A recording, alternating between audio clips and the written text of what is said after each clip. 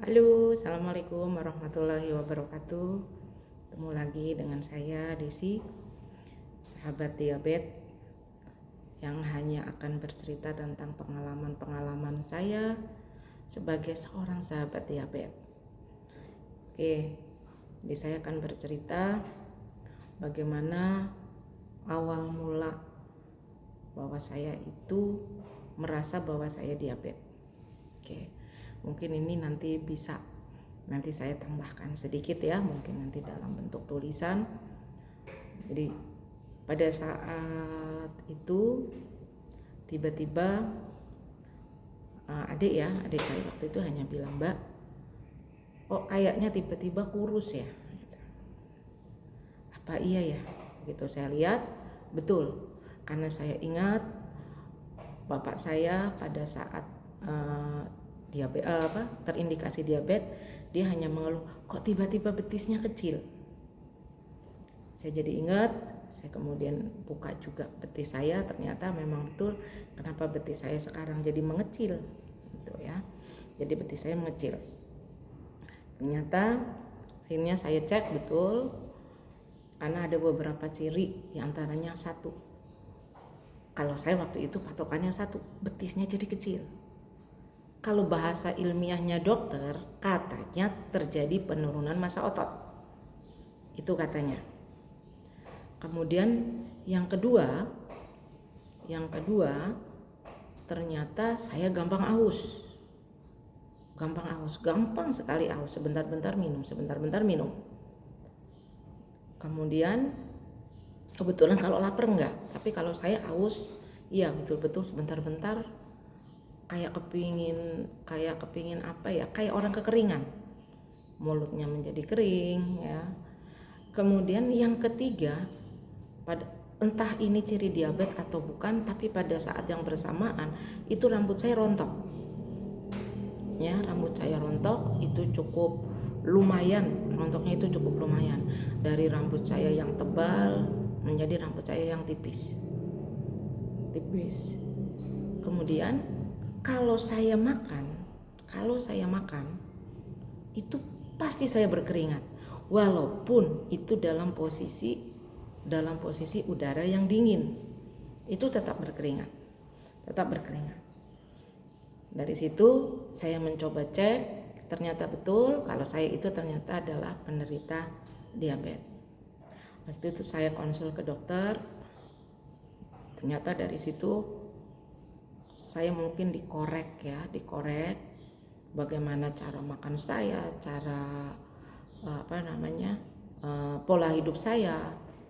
Menurut dokter itu fine-fine aja, tapi kenapa gulanya itu tinggi? Waktu itu begitu periksa, HbA1c saya itu 13,2 kalau tidak salah, 13,2 kalau tidak salah ya. Itu sudah di ambang yang pokoknya udah sangat tinggi lah. Saya juga agak panik waktu itu, cuman mungkin lebih tenang karena saya pernah menghadapi orang tua yang diabetes,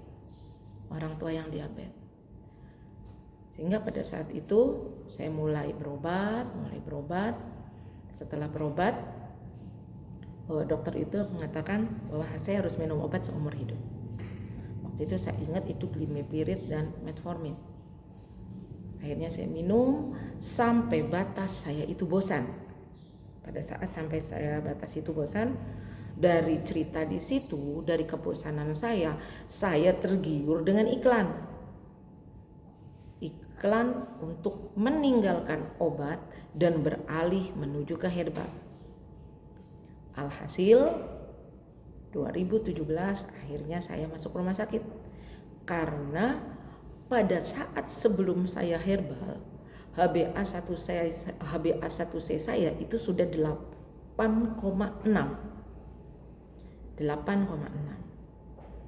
Pada 2017 saya masuk rumah sakit, HbA1 saya kembali lagi naik. Oh iya, sebentar teman-teman, mungkin ada yang belum tahu apa sih HbA1c. Jadi kalau HbA1c menurut saya itu adalah tes yang paling valid untuk seorang penderita diabetes. Kenapa? Karena itu adalah rata gula harian kita, gula darah kita di waktu 3 bulan, dalam waktu 3 bulan. Bukan sesaat. Kalau sesaat gampang. Kita tes, besok mau tes, malamnya nggak usah makan. Kalau nggak minum obat mungkin ya atau apa, pasti tesnya bagus. Tapi tidak bisa dibohongi dengan HbA1c. Dan itu dilakukan per 3 bulan sekali tes. Akhirnya saya opnam dan akhirnya mulai 2017 saya ada penawaran dari dokter, ataukah masih lanjut dengan menggunakan obat ataukah dengan berubah atau kita ubah menggunakan insulin. Ya. Akhirnya saya pelajari, kemudian saya juga mendengar dari dokter dan pengalaman teman-teman sebelumnya, dan kebetulan banyak juga saudara yang memang terkena diabetes. Akhirnya saya memutuskan menggunakan insulin. Waktu itu ada insulin sesaat dan insulin yang long yang kita suntikan di malam hari. Ada Lantus dan ada Novit. Ternyata lumayan. Dimulai dari 8 mili sampai dengan terakhir itu 8 strip sampai dengan 20 strip. 8 strip dan sampai dengan 20 strip.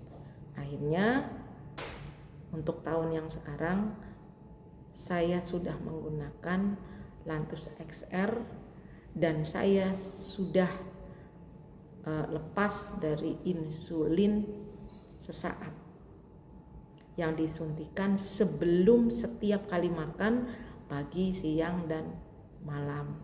Sekarang saya hanya menggunakan satu Lantus XR. Sekarang saya menggunakan 15 strip dan itu hanya 1 kali 1 hari. Kenapa saya menggunakan ini? Kenapa saya waktu itu tidak milih untuk obat? Karena saya hanya berpikir begini, saya diabetes bukan dari diabetes lingkungan, tapi memang saya sudah dari sananya diabetes. Saya dari sananya itu memiliki pankreas yang menghasilkan insulin itu tidak sebagus orang normal. Yang saya butuhkan itu bukan obat, karena obat itu bukan insulin. Yang saya butuhkan adalah insulin. Dan obat yang saya minum itu hanya merangsang untuk pankreas menghasilkan insulin. Jadi akan memaksakan si pankreas ini menghasilkan insulin. Saya berpikir berkali-kali, akhirnya dengan berbagai pertimbangan, waktu itu saya putuskan menggunakan insulin. Daripada saya memaksa pankreas untuk bekerja, lebih baik saya kasih insulin dari luar. Kenapa? Karena saya akan menjaga pankreas saya akan menjaga organ-organ tubuh saya yang lain. Mohon maaf sebelumnya, kembali lagi saya bukan dari medis. Saya hanya seorang sahabat diabetes. Saya tidak akan menganggap diri saya adalah pejuang diabetes. Kalau pejuang kesannya saya akan musuhi diabetes. Tapi saya sahabat diabetes karena saya akan tahu apa yang harus saya lakukan dan apa yang harus saya rencanakan dalam setiap kehidupan saya. Saya hanya seorang sahabat diabetes, saya bukan orang medis. Alhamdulillah hidup saya sampai saat ini, berarti saya pengguna insulin dari 2017 sampai dengan hari ini. Alhamdulillah saya baik-baik saja. Dan ada satu yang membuat saya itu kadang berbangga diri, tapi saya takut saya menjadi ria, saya menjadi sombong ya. Karena pada suatu saat ada teman saya yang melihat kalau saya menggunakan insulin. Dia nyata, gak nyangka ya Des, ternyata kamu itu kok sudah pakai insulin. Kok sudah pakai insulin bahasanya, bukan sudah pakai insulin. Jadi selalu jangan kita mengubah image bahwa menggunakan insulin itu bukan karena diabetesnya itu sudah tidak terkendali. Menurut saya menggunakan insulin itu hanya pilihan. Biar teman-teman tahu, HbA1c saya sekarang itu 6,9. Mungkin untuk orang normal saya tinggi. Untuk normal itu kan tidak boleh di bawah 65, tidak boleh di atas 6,5. Tapi untuk saya dengan awal HbA1c saya yang 13, sekarang saya sudah menjadi 6,9. Bagi saya itu sudah luar biasa. Karena dokter pada saat HbA1c saya dapat laporan itu 6,9, ada satu kata dari dokter yang membuat saya itu menjadi lebih semangat. Amazing, luar biasa Bu, apa yang Ibu lakukan. Saya hanya lakukan, pokoknya saya rutin, saya rajin untuk suntik insulin, kemudian pola makan saya tidak usah dirubah, tiba-tiba akan berubah dengan sendirinya. Karena saya sudah terbiasa, kita memindset bahwa aduh jangan kekenyangan maknya, nanti perutnya jadi enek. Akhirnya itu sudah termindset. Akhirnya sampai sekarang pun saya tidak pernah menganggap bahwa nasi banyak, kemudian makanan dalam jumlah yang karbo banyak itu enak. Jadi saya sudah biasa aja. Tetap untuk makan gimana? Tetap makan. Untuk makanan yang lain nggak masalah. Mungkin insulin ini akan bagus efeknya apabila memang ini yang saya lakukan. Yang saya lakukan itu memang olahraga. Olahraga kan istilah keren. Untuk seusia saya 52 tahun, yang namanya olahraga itu artinya apa? Gerak yang dilakukan secara teratur, itu aja. Saya hanya kebetulan saya itu seorang guru. Jadi saya hanya senang jalan kaki.